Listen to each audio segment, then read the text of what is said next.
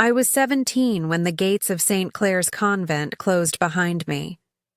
The iron bars clanged shut with a sound that seemed final, as if the outside world had disappeared. For a long time, I thought that was true. Inside those stone walls, time felt slower, almost sacred. The days moved to the rhythm of bells, prayers, and chores. At first, I believed I had found my home. The convent sat on a hill above the small town of Havenbrook. From the garden paths, you could see the rooftops below, smoke rising from chimneys in winter, children running down dirt roads in summer. But from within the convent, the world always seemed far away, like another country we were forbidden to visit. There were only 5 of us sisters in those years. Sister Miriam was the one everyone loved. She had been a schoolteacher before joining, and her warmth never left her. She taught the village children to read scripture, always with a patient smile. When she laughed, the sound filled the halls like sunlight. Sister Ruth was older than the rest. She rarely smiled, but her sharp eyes missed nothing. She spent long hours in the library, keeping records, writing notes in neat, tiny letters. Some of us teased her for being too serious, but I would later realize that Ruth's habit of noticing details was a gift that could save lives. Sister Helena was the newest, barely 19 when she arrived. She was shy, often keeping to herself, and when she prayed, her voice trembled as if every word carried too much weight. I took a liking to her right away, perhaps because I recognized something of myself in her silence. Our leader was Sister Teresa, the Mother Superior. Strict, yes, but fair. She could scold us for leaving dishes unwashed, then the next moment press a loaf of warm bread into our hands. I trusted her completely. To me, she seemed like a wall of protection, someone who would keep danger forever. Outside our gates. And then there was me, Anna. Quiet, observant, never the first to speak. My duty was in the gardens. I planted herbs, pulled weeds, and carried baskets of vegetables to the kitchen. My hands were always stained with soil, but I didn't mind.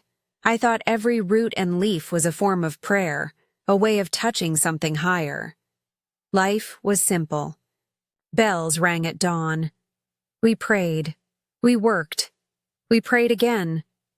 We mended clothes, baked bread, taught children, tended the sick. At night, we gathered in the chapel, our voices blending in soft hymns. For a time, it felt like heaven on earth. But even then, before I understood what was coming, I sometimes felt a strange chill in the air, a heaviness, as if the stone walls held secrets no one dared speak. I brushed the feeling aside, telling myself it was only the silence of convent life. I was wrong. Those gates that had closed behind me at 17, they weren't just keeping the world out, they were keeping us in. And soon, we would discover that the walls we trusted to shelter us were built to hide something darker than any of us had imagined. Because once Father Adrian arrived in Havenbrook, nothing inside those gates would ever feel holy again. He arrived on a gray Sunday, the kind of day when the sky feels very close. The bell rang for Mass, and a stranger stepped into the light of the chapel doors, tall, steady, with a calm smile that made people lean forward to listen.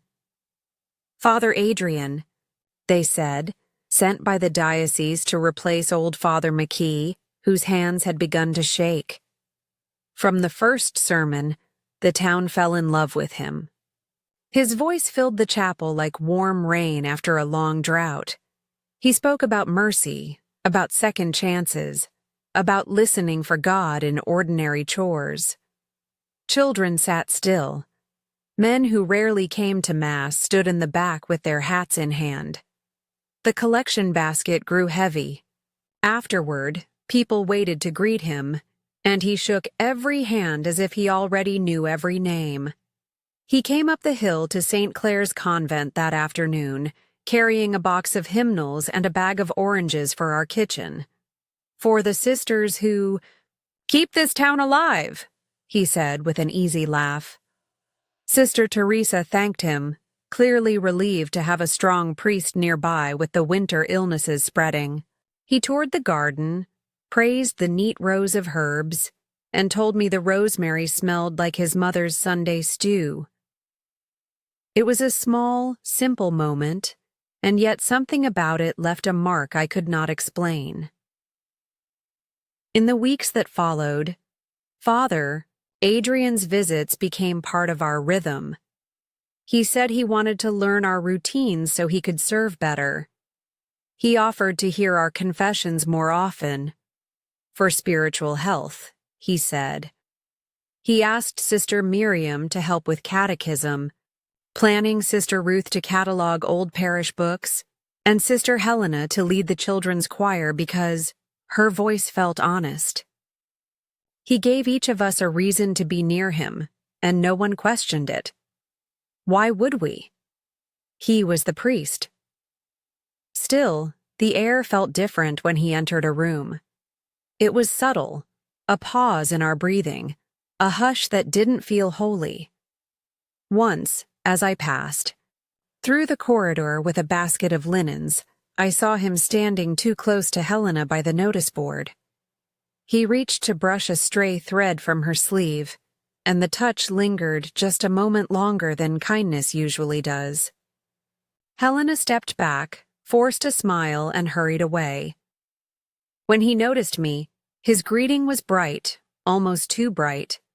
"Sister Anna, the garden shines under your care." Compliment as cover. My hands tightened on the basket. Confession changed too. The line was longer after his sermons, as if his words stirred up something in people. When my turn came, the booth felt smaller than before. He asked about my prayers, then about my doubts. His questions kept going, careful, gentle, but pressing, past the edge of what seemed right. He wanted details, how I felt in certain moments, what my thoughts were when I was alone, if I ever struggled with attachments to particular people. His tone was calm, his words wrapped in scripture, but a coldness spread under my skin. I left the confessional feeling as if I had handed him a set of keys without knowing which doors they opened. Did he ask more than usual? I whispered to Sister Ruth later that night as we shelved hymnals. She paused, eyes on the neat row of spines. "He asks good questions," she said, then lowered her voice. "And questions can be used like doors or locks." After a breath, she added, "I'm making notes, dates, times. Don't worry about why yet. Just remember what you see." The town kept praising him. Parish dinners were louder. Donations rose. He blessed fishing boats at the river and visited the sick with a basket of bread. People began to say that the parish had never felt so alive. In the convent, though, laughter thinned. Helena kept misplacing things, her scarf, her rosary, and jumped when a floorboard creaked. Miriam worked later than usual, shutting drawers, softly, as if not to wake a sleeping house. Sister Teresa coughed more and spent longer hours in her room. "It's only the cold," she told me, but her voice had lost its iron. One evening, as rain tapped the chapel windows, Father Adrian asked to see me in the library. "Only a moment," he said with that careful smile. The room smelled of old paper and lemon oil. He stood by the ledger table, hands folded, and asked kind questions about my garden schedule and the market list. Harmless things. Then he stepped close, too close, and placed a hand on my shoulder, light as dust. You carry a lot, Sister Anna. Obedience is a comfort in heavy seasons. His thumb moved once, a small circle, as if testing how far comfort could go. I stepped back. The room felt tighter, the air thinner. He did not look surprised, only patient. That night I lay awake and counted the bells until dawn. In the morning, the sky was clear, and the town rang with praise for our new shepherd. But inside the convent, something had shifted for good. We thought he was our guide to heaven, but he was already pulling us into hell. Helena began to redraw her days like a map made to avoid one road. If Father Adrian walked toward the chapel, she took the back corridor. If he lingered in the garden, she stayed in the laundry. At meals, she chose the far end of the table and kept her eyes on her plate. The change was quiet, almost invisible unless you watched her like I did. It was the little things I noticed first. Her sleeves were always tugged down, even when the kitchen was warm. When she poured tea, the cup rattled against the saucer because her hands would not hold still. She used to hum while she worked. Now, the only sound near her was the scrape of a chair or the soft click of a door closing. Bread that she once tore eagerly now sat whole beside her bowl. At night, the dormitory felt colder on her side of the room. One afternoon, I reached for a basket on the top shelf and her sleeve slipped back. 5 pale marks ringed her wrist, the shape of a hand that had pressed too hard. She snatched the fabric down, eyes wide. "Helena," I whispered. "Who did that?" She shook her head and tried to smile. "I'm clumsy." "Clumsy leaves bruises on elbows," I said softly. "Not like this." She turned away, and I let her go. I told myself I should wait for the right moment, but what is the right moment when someone is sinking? It came 2 nights later, in the pantry between the flour sacks and the hanging ladles. Rain tapped the window. I found her crouched on the floor, arms around her knees as if she were holding herself together. Her breath came in quick little bursts. "Helena," I said, kneeling, "please look at me." She lifted her head and the fear in her eyes made my stomach twist. "He says obedience is love," she whispered. "He says if I tell anyone, I will burn." The word burn sat between us like a coal. I reached for her hands. "He is lying. That is not God. That is not love." She shook her head so hard the pins loosened in her veil. "He's a priest," she said. "People believe him. Sister Teresa believes him. Everyone believes him." "Not everyone," I wanted to say, but my voice failed me. The pantry clock ticked. Somewhere a door closed and we both flinched. The next day I went to Sister Teresa. She was tired, a cough catching at the edge of every breath. I told her what I had seen, what Helena had said, how Father Adrian's questions in confession had gone past what was proper. Her jaw tightened. "You are letting suspicion tempt you, Anna. Priests ask difficult questions to heal the soul." "Not like this," I said. "Not with hands that leave marks." Her eyes flashed, hurt and warning both. "Be careful. Your words can harm the church. Pray for humility." I left her room with heat in my face and a small, sharp emptiness in my chest. I had tried the right door and found it locked from the inside. Sister Miriam listened differently. In the laundry, she folded towels slowly, eyes wet. "I knew something was wrong," she murmured. "She's so thin now. But if the mother doesn't believe us—" She didn't finish. Miriam was gentle by nature. It hurt her to think badly of anyone, even a wolf in a shepherd's coat. Sister Ruth said little until we were alone in the library.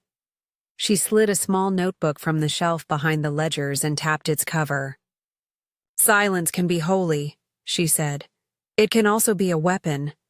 If they won't hear our voices, they may have to see our pages." "You believe me?" I asked. "I believe what I see.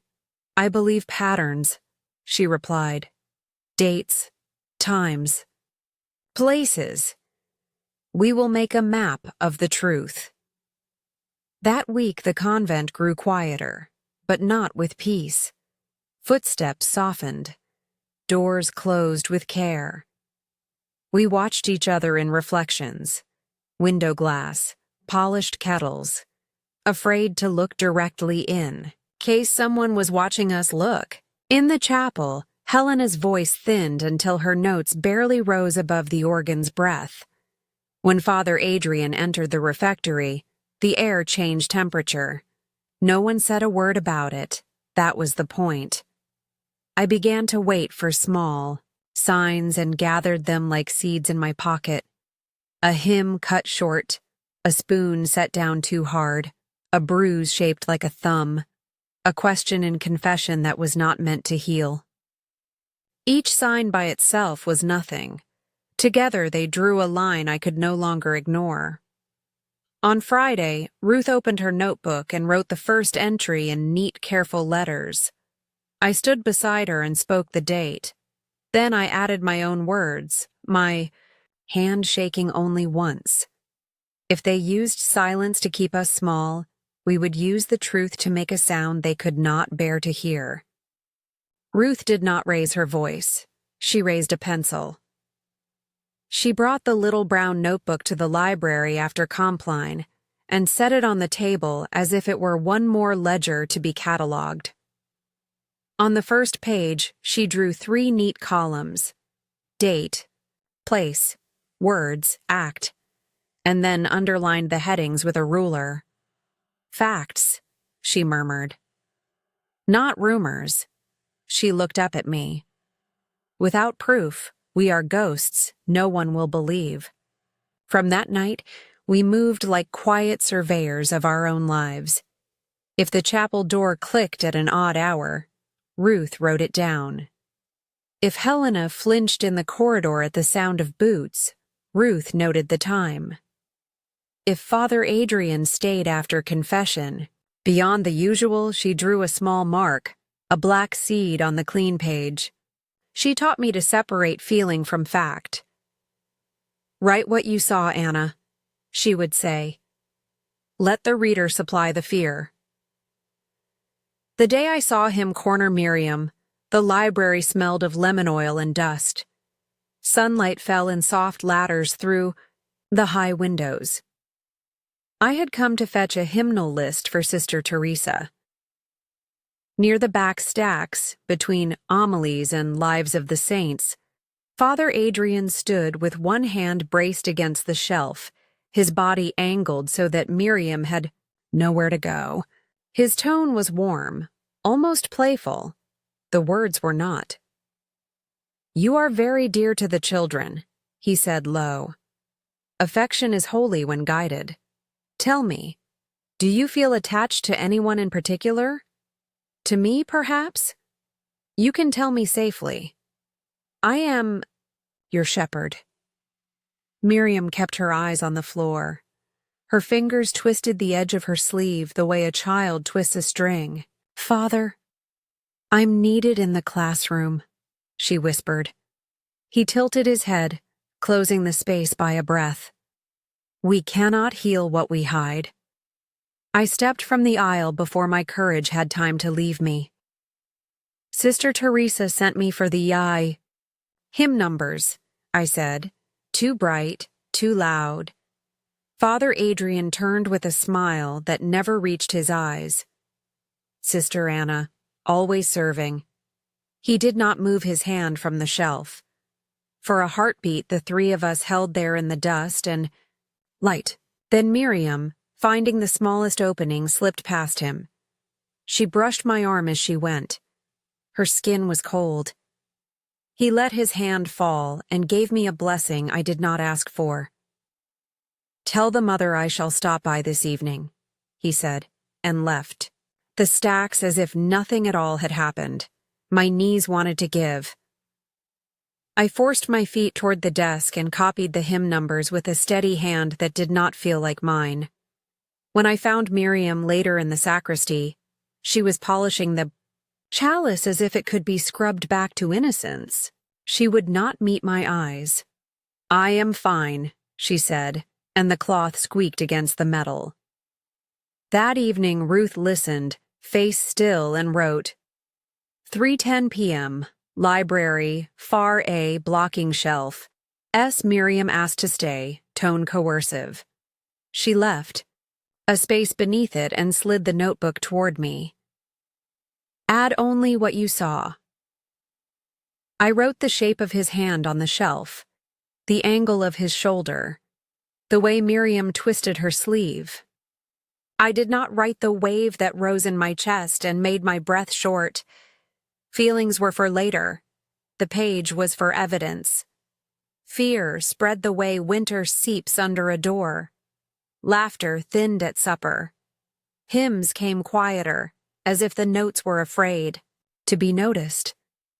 We prayed more, but our prayers were whispers now, small candles cupped in hands against a wind.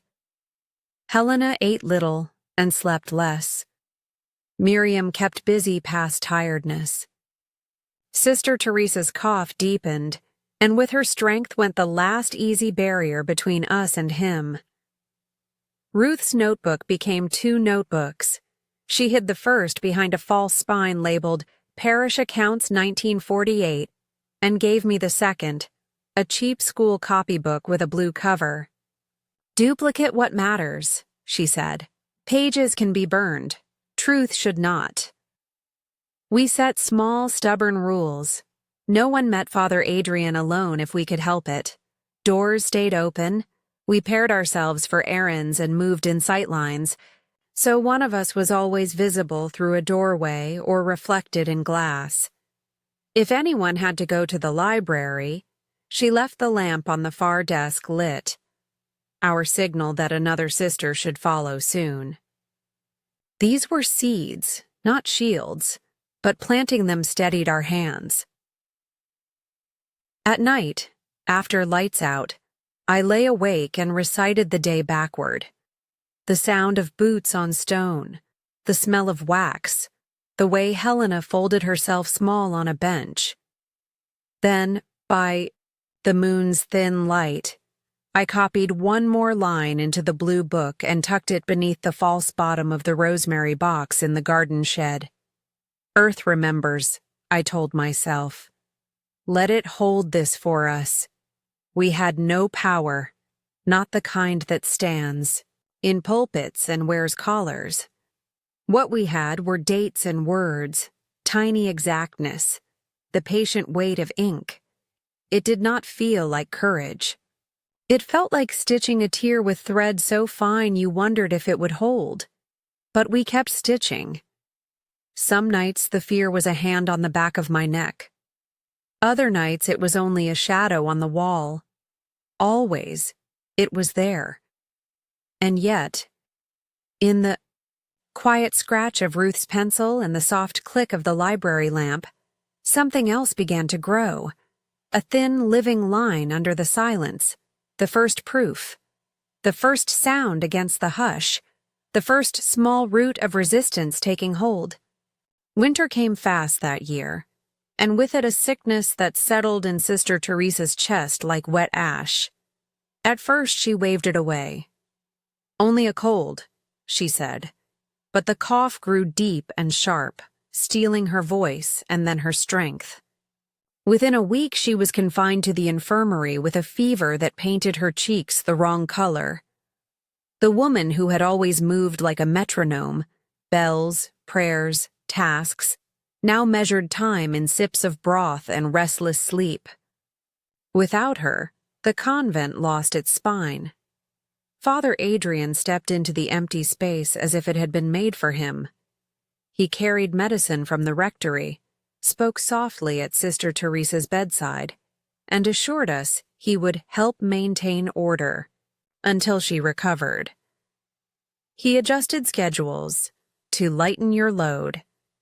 He offered more confession hours for spiritual health in a trying season. He set new rules in a tone that sounded like kindness. No visits to town without his blessing. No letters sent without his review to avoid gossip. No closed doors unless they were his. He smiled as he said these things, and the town praised his devotion. Inside our walls, the temperature changed. Laughter, already thin, vanished altogether. Hymns slowed and softened until the organ pipes might as well have been breathing alone. Even pots and pans in the kitchen seemed to make less noise, as if metal knew better than to call attention to itself. We spoke in fragments, then in glances, then not at all. Ruth's notebook grew heavier with ink. We learned to pass it like a relay baton, under folded linens beneath a tray of rolls in the sleeve of a cardigan hanging by the laundry door. She kept her copy in the false spine behind Parish Accounts 1948. I kept mine under the rosemary in the shed.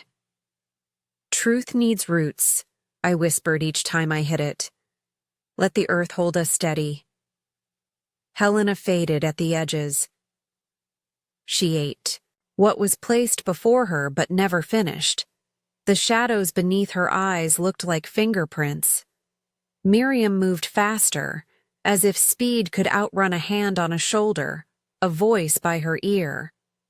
When Father Adrian crossed a threshold, the air behind him felt thinner, and we measured our breaths like rationed bread. Some nights I sat by Sister Teresa's bed while she slept, damp hair stuck to her brow, the rosary coiled like a small dark snake in her hand. I wanted to wake her and pour the whole story into her ears, the notebook, the bruises, the library, the pantry. But when her eyes fluttered open, all I could say was, "Rest, Mother. We are managing." It felt like treachery to her and to the truth at once. My prayers changed. I had always pictured prayer as a ladder, each rung a word that brought me closer to God. Now the words slid. I tried to lift them, and they fell back heavy as stones. I told myself God saw everything, understood everything, would set everything right. Then I remembered the bishop's gentle voice telling me to keep quiet for the good of the church, and the faith I loved felt like a wall used to hide a wound.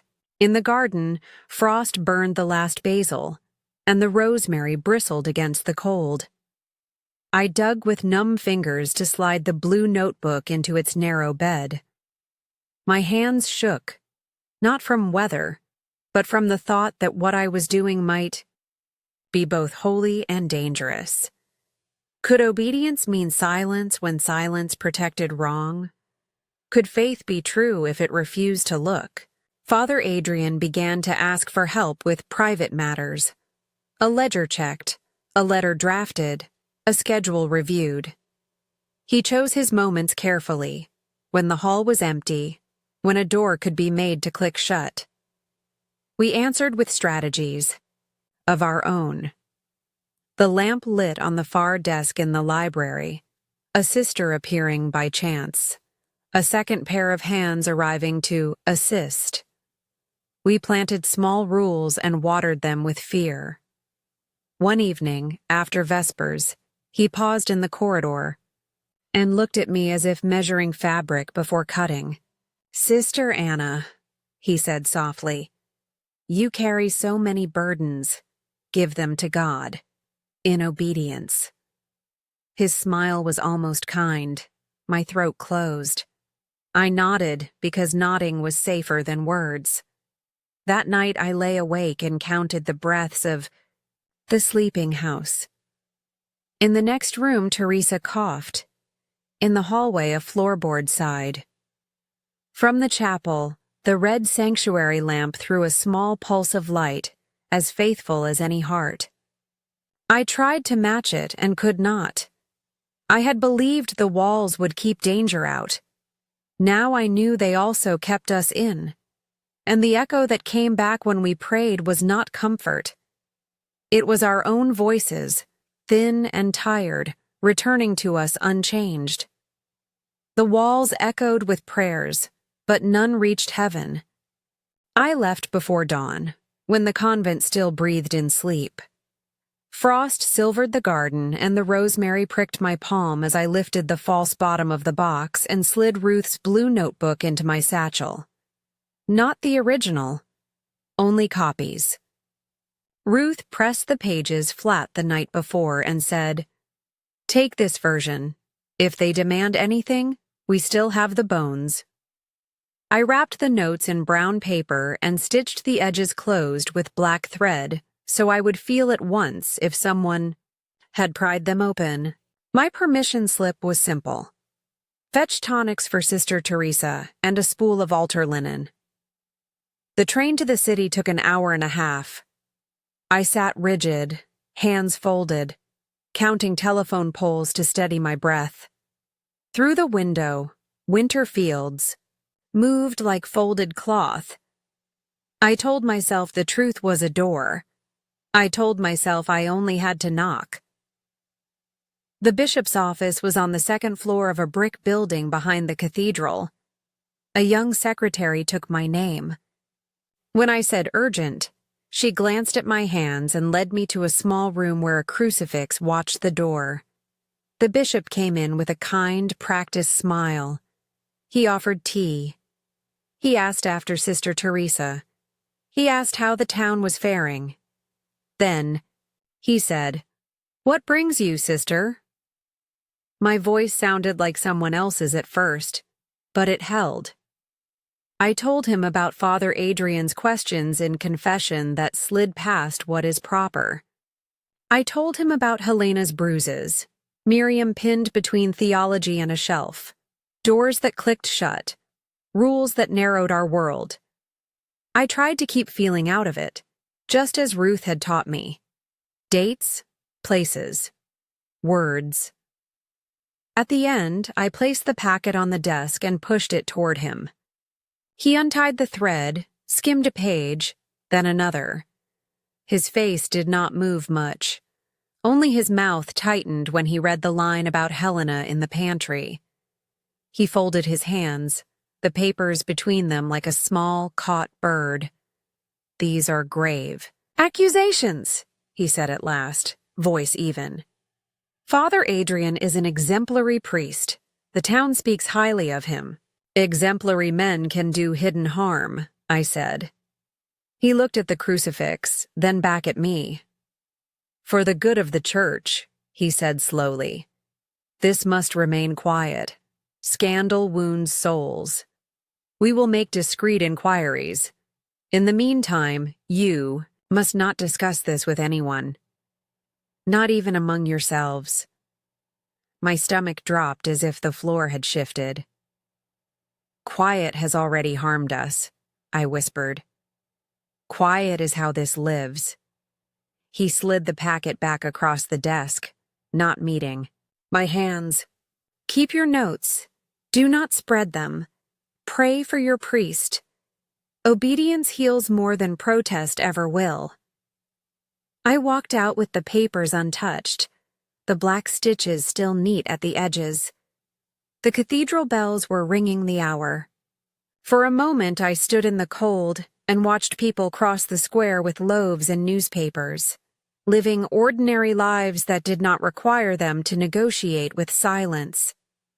The train home felt longer. The window showed only my reflection and the thin red of my eyes.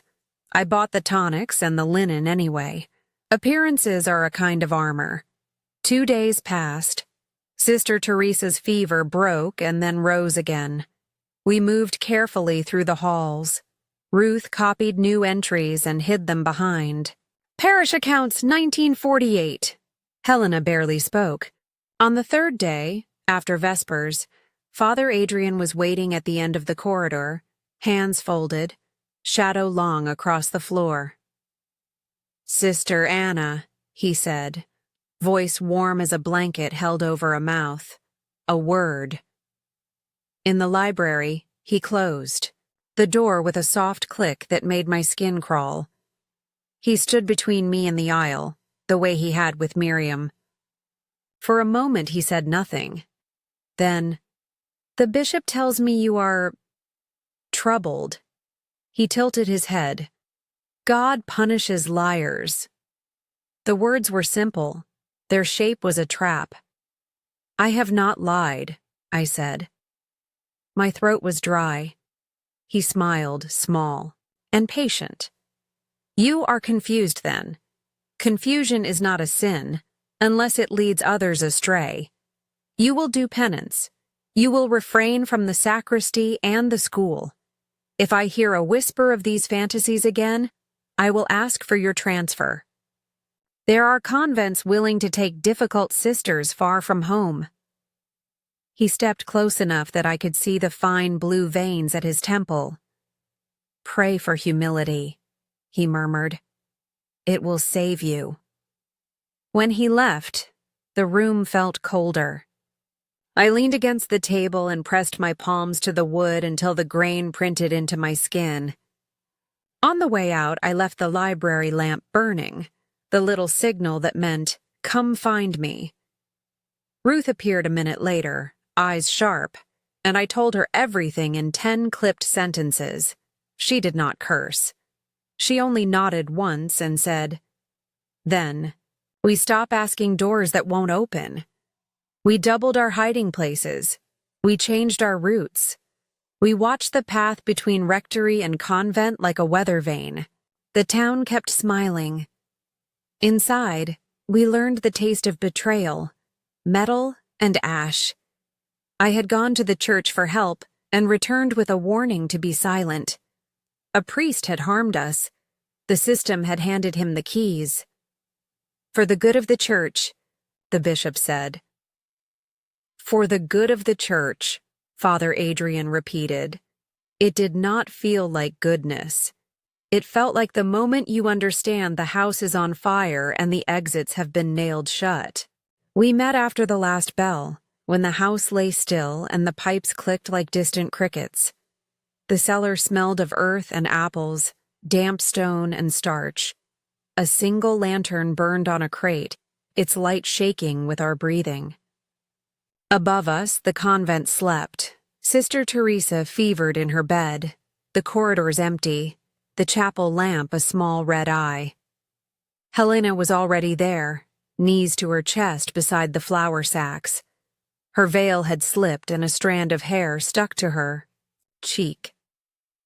When I touched her shoulder, she flinched, then folded into me like a child. "I can't," she whispered. "I can't survive another night." Miriam came down next, careful on the steps, drying her hands on her apron out of habit. Ruth followed with the brown notebook pressed flat against her skirt. She set it beside the lantern and looked at each of us in turn, counting without numbers. No one spoke for a moment. Drips from the old pipe kept time. "We have 2 choices," Ruth said at last. Her voice was low but even. "Endure or leave." Miriam shook her head so quickly the lantern rattled. "Leave? Leave how? With what? If we run, they'll say we're guilty. The town loves him. The bishop will—" She stopped herself, lips tight. "Staying is not innocence," Ruth said. "Staying is consent they will claim we gave." She tapped the notebook. "We have a record, but records don't breathe. We do." Helena's shoulders hitched. "He waits," she said. "He waits in corridors, and he knows when I am alone. He says obedience is love." Her mouth trembled. "If love feels like I am drowning, I don't want it." I felt the old words inside me, vows, obedience, church, tilt like plates in an earthquake.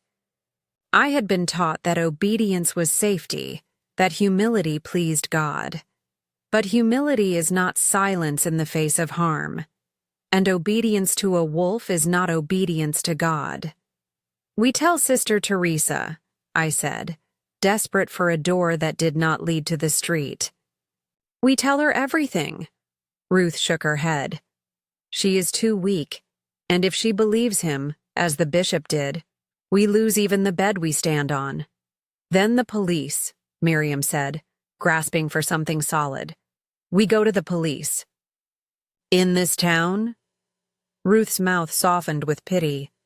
The sergeant sits in the front pew every Sunday. He eats at Father Adrian's table on feast days. She opened the notebook and ran her finger down a page. We have tried the proper doors. They close from the inside.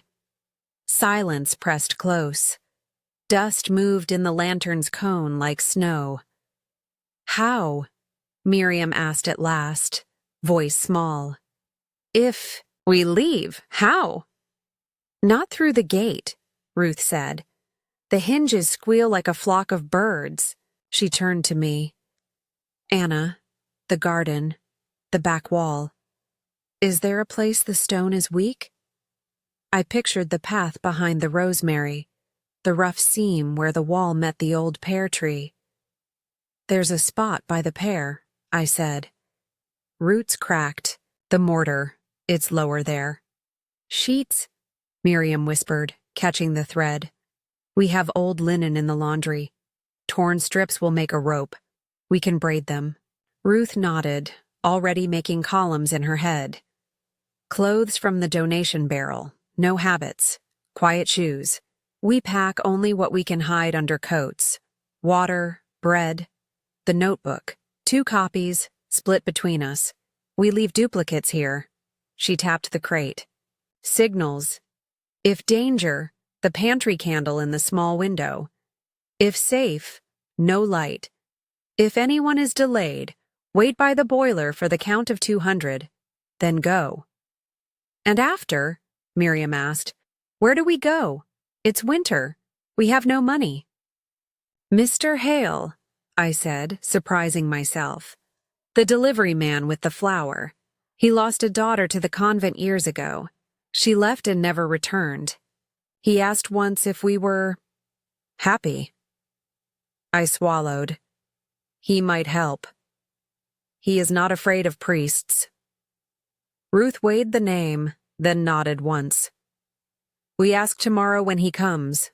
No details here. Only a question he can answer yes or no. Helena wiped her face with the edge of her sleeve and looked at the lantern as if it might answer too. Will God forgive us? She asked. If we break our vows and run? Miriam took her hand. We made our vows to God, not to a man who hides behind him. I thought of the bishop's clean desk, of the packet he pushed back to me with. Careful fingers. I thought of the library door clicking shut, of Adrian's breath on a word like humility. I thought of Teresa's fever, and of how the walls held our prayers and returned them cold. Survival is not a sin, I said. Breathing is not a sin. We planned in whispers. Who would go first over the wall? Who would carry the bread? Where to hide the rope? How to keep our hands from shaking? We set a night 3 days ahead, when rain was likely and the town would sleep with windows latched. If Teresa called, Miriam would sit with her until she slept, then meet us by the pantry. If anything felt wrong, we would stop. No heroics, no martyrs. At the end, Ruth closed the notebook and laid her palm over it as if swearing a quiet oath. We joined hands, 4 small circles of bone and skin around a pool of lantern light. No hymn rose, no formal prayer, only the sound of our breath finding the same pace. We climbed the steps one by one, each of us pausing to listen at the door. That night we chose exile over death. The storm arrived like a decision we did not have to make. By dusk, the sky was a single sheet of iron. By Compline, it broke open. Rain hammered the roof, ran in ropes down the windows, and filled the gutters until they gurgled like throats. Every clap of thunder covered our steps. We moved on the hour we had set, midnight, each of us already dressed under our habits in plain clothes from the donation barrel, gray skirts, dark coats, quiet shoes. In the pantry, we folded our habits into neat squares and stacked them on the bottom shelf.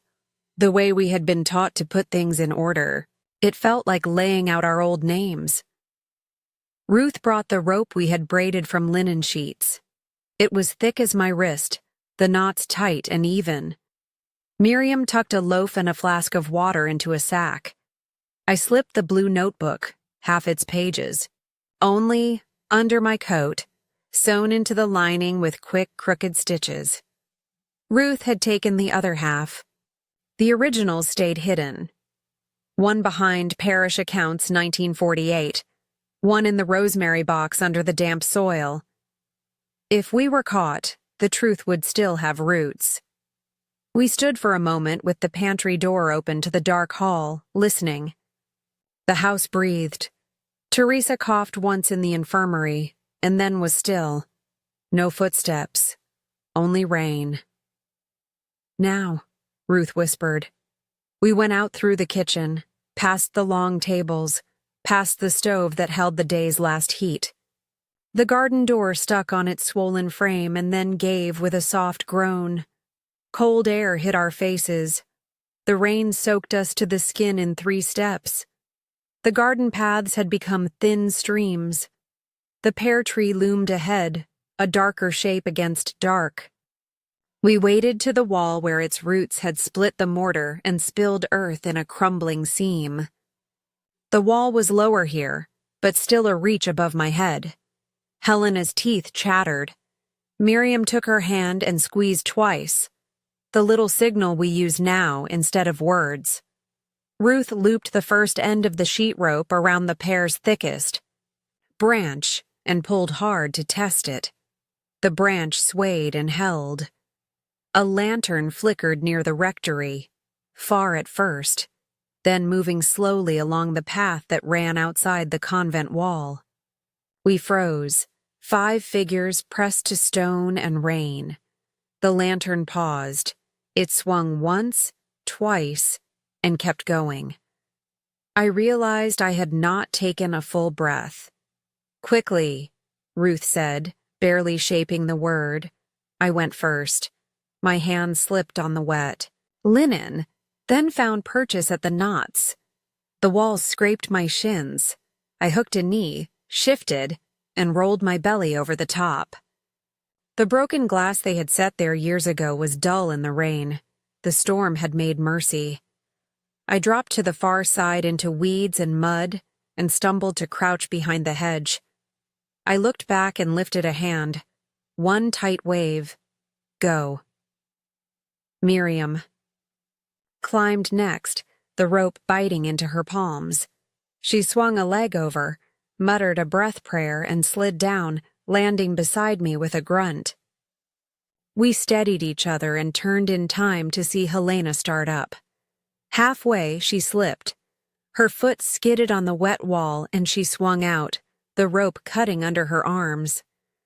The sound she made was small and terrible. The lantern beyond the wall brightened again, as if the night had inhaled. "Hold!" Ruth hissed, knuckles white on the rope above, muscles standing in her neck. "Hold, Helena." Miriam and I grabbed the dangling end from our side and dug our heels into the mud, pulling to take the weight. The rope groaned. Helena's shoe fell and hit the ground with a soft, lost thud. She scrabbled, found the next knot, and climbed like a child learning a ladder. Hand, knee. Ruth leaned across the top, flattened in the rain, and caught Helena's forearm. For a breath they hung there together, one holding, one held. Then Helena slid over and dropped into us. We took her weight, all 3 of us, and lowered her to her knees. She began to laugh and cry at once, rain and tears the same on her face. I pressed my forehead to hers. "You're here," I said. "You're here." Ruth came next. Fast. And sure, despite the wet, and last of all, Miriam tossed the sack over and followed. We pulled the rope down and coiled it, heavy and cold in my arms, then pushed it under the hedge. The lantern's glow had faded again, swallowed by the storm. We ran. There is no other word for it. We ran along the back lane, water to our ankles, skirts heavy, coats dragging like nets. The storm hid our footsteps and erased them at the same time. At the far corner, by the stand of poplars where the road curved away from town, a dim shape waited, an old truck under a tarp, its engine off, its cab dark. A figure stepped out and lifted the tarp just enough for us to slide into the bed. Mr. Hale did not speak. He only counted to 5 on his fingers, nodded once, and pulled the canvas down again. The truck smelled of burlap and oil. We lay flat, shoulder to shoulder, the sack between us, the rope under our feet. The engine coughed, caught, and we lurched forward. Rain drummed the tarp. The convent wall fell behind us, lost in the night. 5 nuns vanished into the storm. Mr. Hale drove without headlights for the first mile, the tarp snapping over us like a sail. When he finally turned into a rutted lane, the truck jolted and slowed beside a long, low barn. He cut the engine and lifted the canvas just enough to whisper, "Quick now." We slid out into the wet straw smell of animals and oil. Rain hammered the tin roof. The world beyond the doorway was only black. He led us past a stack of feed sacks to a cleared corner where a cot and 2 pallets waited. A kettle sat on a small iron stove, already steaming. He had planned for us. "My wife's been gone these 10 years, he said, setting out chipped mugs. "My girl went to a convent up north, wrote once, then no more. By the time I heard truth from anyone, it was too late to bring her home." He didn't say more. He didn't have to. Grief hung on him like a wet coat. We stood there in our borrowed coats, water pooling by our shoes, and I realized my body had been braced for so long it had forgotten how to stand without fear. When I took the mug, my hands shook and tea sloshed onto my sleeve. Mr. Hale pretended not to notice. He had thought of everything we would not have dared to ask. A bundle of plain dresses and sweaters, old boots, wool socks, a beat-up suitcase with a broken lock. From under the workbench he pulled a metal tin. Inside lay a handful of bills, rubber-banded, and a sheaf of blank postcards. "For your first days," he said, "and for alibis." Ruth, always the steward, started to protest. He cut her off with a shake of his head. "Don't argue with a man who's already decided." We peeled off our soaked coats and draped them on a line by the stove. Miriam set bread on a crate and sliced it with a pocket knife, sharing the pieces as if we were still in our refectory. Helena sat on a pallet, ankles close, hands around the mug like she could warm herself from the inside out. Every time wind pressed the roof, she flinched.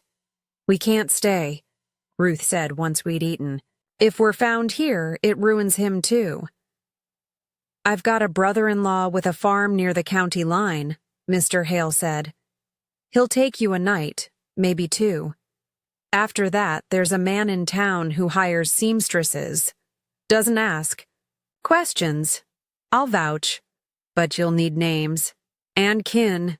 He pulled a pencil stub from behind his ear and a ledger from a nail in the wall, flipped to a blank page, and drew a family tree the way you might sketch a fence.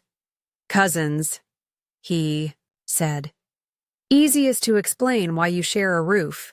We tested names like shoes." "I'll be Lena," I said at last, the name catching on my tongue. "Lena Hart." "Hart is fine," Mr. Hale said, nodding. "Short, easy to spell."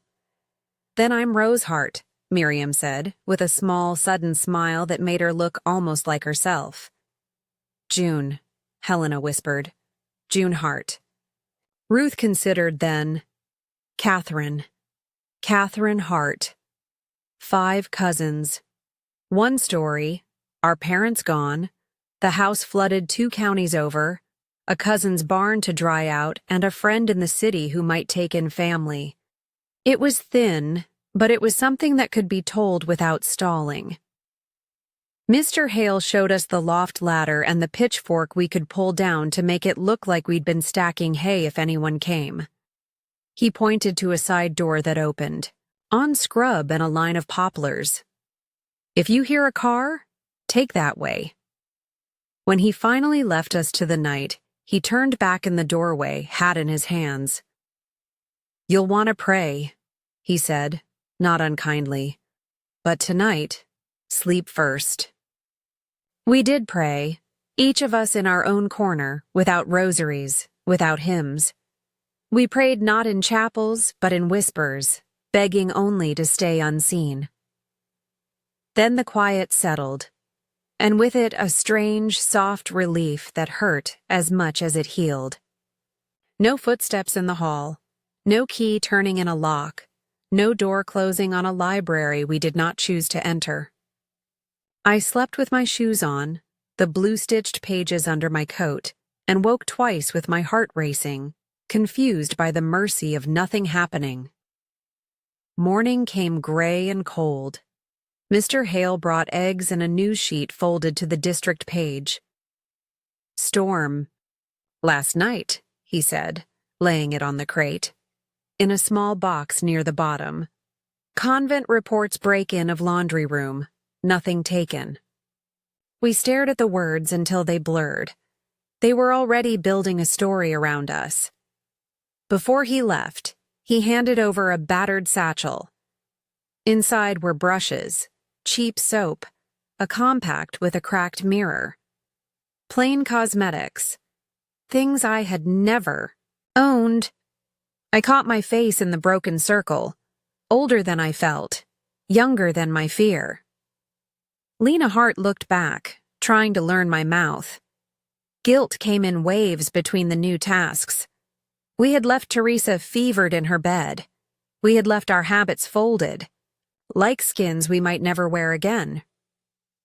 We had left other women behind, not by choice but by math. 4 hands cannot pull everyone over a wall at once. We ate the eggs anyway, because hunger does not pause for shame. By noon, we were cousins, our hair brushed smooth, our borrowed dresses dry. Mr. Hale showed us how to sit like women who had always belonged to streets and shops rather than cloisters. Look around, he said, not down. When we practiced our new names, Helena stumbled, then found June's voice and held it. That afternoon, the truck took us farther out, one bend at a time, one field at a time, toward the next roof. The barn fell behind us, and with it the first small proof that strangers could be kinder than power in a collar. We were ghosts in plain clothes, learning how to walk through daylight without being seen. We learned ordinary life like a second language, one we spoke with an accent of fear. Mr. Hale's word got us hired at a small sewing room behind a hardware store off the highway. The sign said, alterations and uniforms. Inside, the air was thread, dust and hot irons.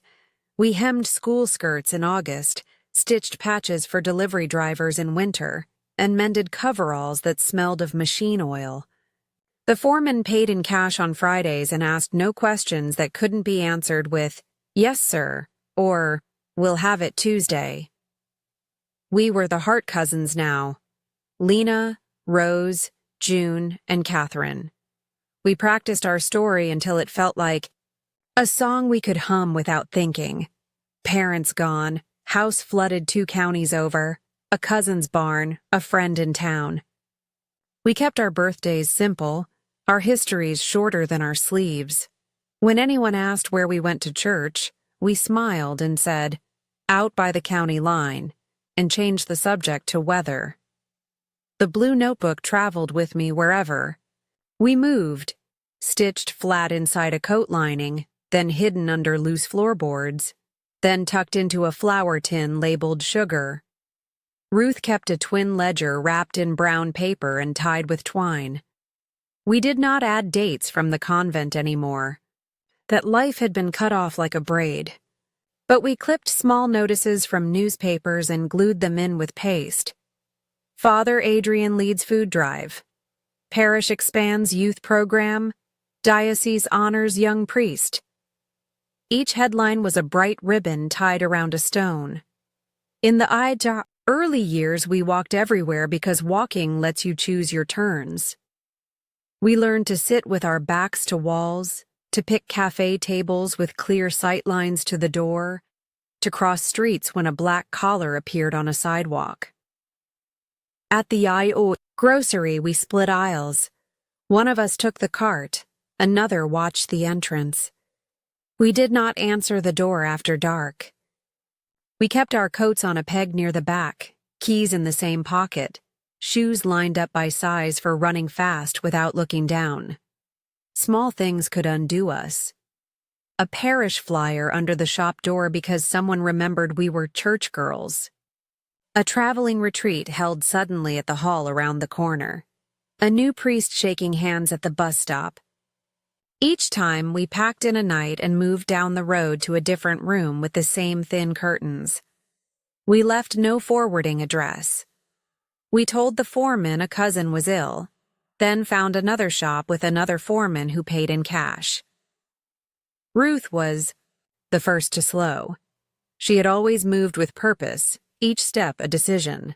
One spring she began to tire by noon, sitting to pin hems that she used to kneel for. The cough came back at night. When I begged her to see a doctor, she agreed only when the foreman's wife, a quiet woman with kind eyes, offered to drive us and not ask questions. The clinic took our names as Catherine and Lena and sent us home with bottles and warnings that sounded like apologies. By autumn, Ruth could not climb the boarding house stairs without stopping. On a Sunday morning when the town bells rang, she reached for my hand and missed the bed rail. I caught her, but the catching did not matter. She was here, then not. Her face emptied of effort and looked suddenly like a girl.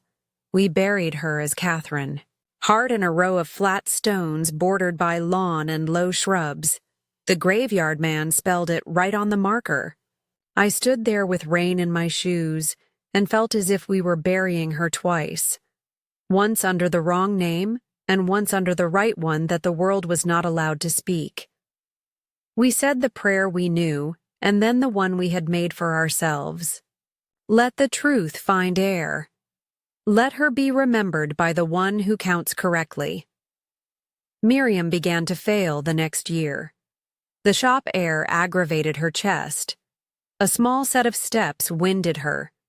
She still smiled at children in the window, still pressed extra stitches into knees that would tear again, still cut day-old bread in perfect slices as if we were in our refectory, but her hands trembled when she lifted a cup.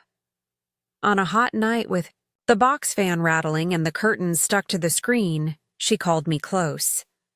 "Lean in," she said, voice thin as thread. I knelt. "Don't let silence win." They were the same 5 words she'd written once on a scrap and slipped under. The blue notebook, the same 5 words I had carried like a match in my pocket all these years. I said them back to her, and she smiled without opening her eyes. By morning she had gone where promises are kept without papers. We buried her as Rose Hart, a stone 3 places down from Catherine's, the grass still thin between. I pressed my palm to both markers until the grit bit into my skin, then wiped my hand on my skirt and walked home with June.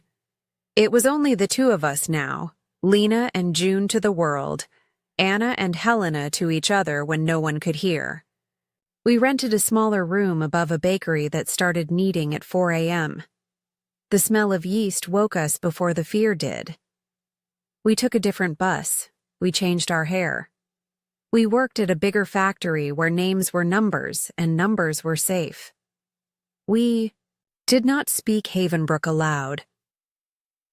We clipped one more article.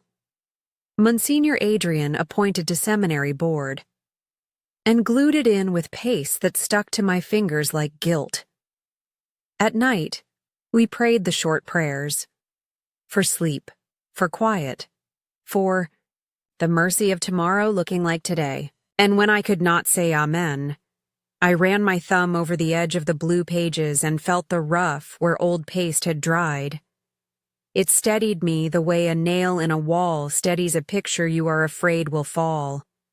Only 2 of us remained. We were older now, and the years had sewn themselves into our faces. But the thread inside, the one that carried names and dates and the shape of a hand against a shelf, did not break. We were still here.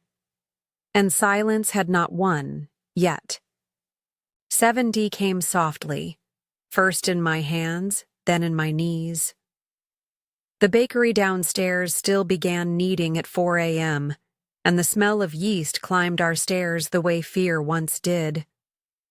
June, Helena to me when no one could hear, liked to sit by the window with her tea and watch the buses start their routes. I stitched hems in the morning light and told myself the past had learned to sleep. It hadn't. It only waited. One gray afternoon, I opened the old trunk we kept under the bed. Inside were the things we never wore and never threw away. A sweater that didn't fit, a chipped cup, a stack of letters with no return address. At the bottom lay Ruth's brown paper ledger, tied with twine the way she'd left it. I had never untied it. I had been afraid of what would wake if I did. My fingers worked the knot. The paper split with a dry sigh. Inside were pages as neat as she had kept in the convent. Dates, places, names written in her clean hand. But more than I expected. She had copied lines from conversations we thought were gone, and taped in clippings I didn't know she'd saved. At the very back, folded thin as a pressed leaf, lay a page of onion skin paper in Ruth's script. Letter from Mother Beatrice to the Bishop, April 1978. Concern regarding Dr. Adrian's conduct with young sisters. Request transfer. Bishop's margin note. Matter handled internally. No further correspondence. I stared until the words blurred. They had known, even before us. They had written it down and filed it away like a bill paid. That night, I told June. She listened with the stillness she had learned to survive. We could keep quiet, she said, voice gentle and tired. We could let it stay buried and finish our days in peace. We could, I said. But peace that requires silence is another kind of cage. I didn't ask her to come. I didn't ask her to be brave for me again. In the morning, I packed the blue pages, Ruth's ledger, and a copy of the onion skin note between 2 towels in a grocery bag. I wrote our address on a slip for the landlord in case I didn't come back by Sunday. Then I bought a ticket under the name on my license, Lena Hart, and rode the bus toward a hill I had not seen in 3 decades. Havenbrook was older and brighter at once. New storefronts, fresh paint on porches. The church stood where it always had, bell tower quiet against a pale sky. St. Clair's Convent was no longer a convent. A sign out front said St. Clair Community Center. Children's drawings taped to the glass doors fluttered when I pulled one open. In the parish office, a young priest looked up from a stack of forms. He wore the collar, but his sleeves were rolled and his eyes were kind. "Father?" I said, my voice low. "I need to speak somewhere private." He led me into a small room with 2 chairs and a crucifix above the radiator. "I'm Father Lucas," he said. "How can I help?" I set the bag on my lap and folded, my hands over it so they would stop shaking. My name is... I stopped. Names were tricky things. When I was 17, I was Sister Anna at St. Clair's. I left in the storm you read about in the old files. I didn't run for love or money. I ran for my life. I watched his face for the flicker of doubt I had learned to expect. It didn't come. He only nodded once, slowly, as if to tell me I had time. "Tell me," he said. So I did. I told him about confession questions that became keys, about corridors that narrowed, about a hand on a shelf and a body trapped between theology and wood. I told him about a bishop who smiled and slid a packet back across a desk. I told him about a rope of sheets in a wall made merciful by rain, and then I opened the bag and laid Ruth's pages on the table like small living things. He read. His mouth tightened. When he reached the onion skin note, he closed his eyes for a breath, then opened them again with something like grief and anger both. "May I show this to the bishop?" he asked. "Not the one from then. A different man. He will listen." "You can try," I said, "but I will not hand these over to be filed away again." "Nor would I ask it," he said.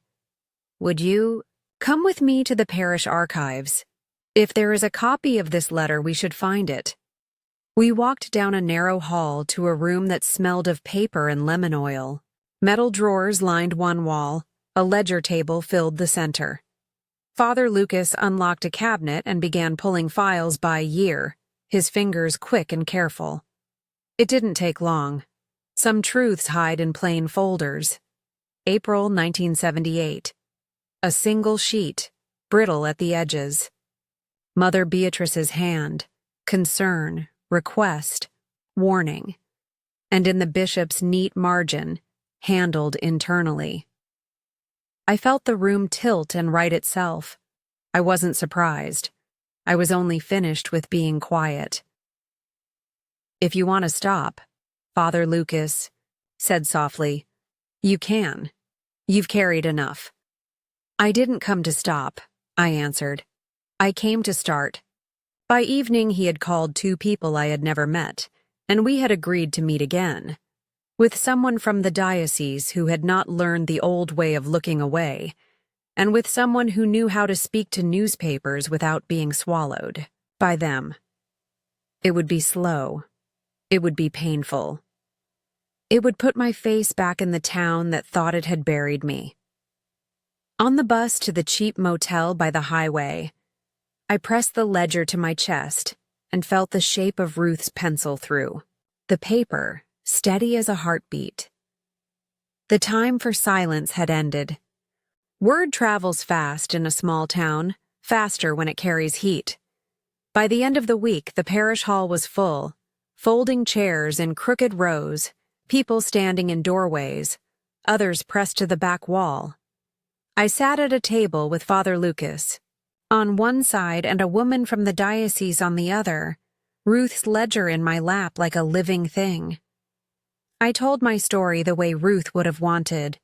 Dates first, then places, then the words that never should have been said to women who took vows. I did not raise my voice.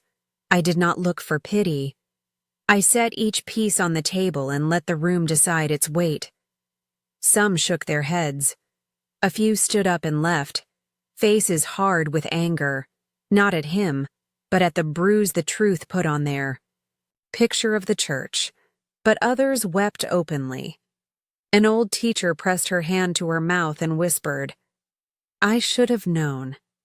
A man near the aisle stared at the floor and said that his sister had left the convent without a word in 1976 and never came home the same. One by one, small stories rose like sparks. Moments remembered, rumors dismissed, warnings ignored. When they drifted together, they made a fire no one could pretend not to see. The diocese opened the archives in front of us. Father Lucas set the onion skin letter beside Ruth's copy so there would be no doubt about what had been known and when. The bishop, new to his seat and older than his collar, did not speak much. When he did, his voice shook. "We failed. You," he said. "We will not fail again." It did not feel like victory. It felt like a door finally opening on a room that had always been there. News spread beyond Havenbrook. Reporters came with careful questions and cameras we did not look into. More women wrote to the parish office, some with names, some without. 2 former seminarians spoke of punishments that were not about God. The investigation widened. The church called it canonical. The town called it about time. When they brought Father Adrian in, he was pale and much smaller than I remembered, as if the years had been eating from the inside. He did not look at me. He looked at the floor, then at the window, then at his hands as the list of accusations was read. Lawyers answered for him. The process took months because paperwork always does. Truth moves quicker than systems but cannot skip them. In the end, they stripped his title. Laicized, they said, a word that sounds like a clean cut. It wasn't. There was no prison. The crimes were too old, the laws too late. He kept his breath and his bed and the small dignity people keep for habit's sake. But he lost the pulpit, and the collar he had used like a key. For the first time, he had to stand in a room without the power that once turned any word he spoke into gospel. The townspeople did what people do. Some forgave him overnight. Some never would. Most learned to carry 2 truths at once, that good had been done here and harm had been hidden here. The church issued statements, and then more statements. The community center offered quiet rooms where people could say what they had never said aloud. Some nights I sat there with a pot of tea and listened. We did not fix what had happened. We named it, and sometimes that was enough to let someone sleep. June stayed away. We had agreed on that. Her life had become its own kind of safety, and I would not drag her face back into rooms that asked for names out loud. She sent me a note, in block letters that looked like a schoolchild's, though she was 69. "Proud of you. Breathing easier. I am okay." I carried it in my pocket like a medal. When it was over, or as over as these things get, I walked the hill behind the community center and stood by the pear tree whose roots had cracked the wall. The mortar had been mended. The tree was taller. I pressed my palm to the bark and felt the rough map of years. We did not win, not the way stories like to end. Too much was lost, too many names changed, too many graves marked wrong. But something true had been pulled into daylight and asked to stay there. We lost our vows, our youth, our sisters, but we kept the truth. And the truth is what survives us. If you've listened this far, tell me where you're watching from in the comments.